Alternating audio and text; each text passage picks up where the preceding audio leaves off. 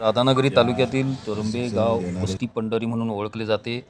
या गावातील मल्लांनी प्रतिकूल परिस्थितीमध्ये राष्ट्रीय स्पर्धांमध्ये यश संपादन केले आहे.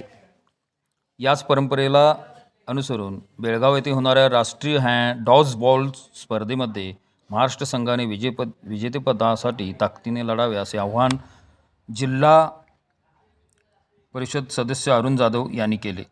बेळगाव येथे होणाऱ्या राष्ट्रीय डॉजबॉल चॅम्पियनशिपसाठी महाराष्ट्र राज्य संघातील मुलामुलींच्या खेळाडूंचे 4 दिवस प्रशिक्षण शिबिर तुरुंबे येथे आयोजित करण्यात आले होते. या शिबिराच्या सदिच्छा समारंभात अरुण जाधव बोलत होते.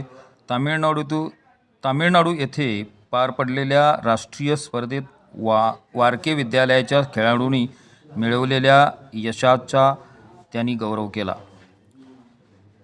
आज शिवछत्रपती पुरस्कार विजेते व महाराष्ट्र राज्य डॉजबॉल असोसिएशनचे महासचिव प्राध्यापक हनुमंत लुंगे यांनी संघाची निवड केली. या शिबिरासाठी मारुतराव वारके आबाजी विद्यालय व ज्युनियर कॉलेजचे तुरुंबे येथे आयोजन करण्यात आलेले आहे.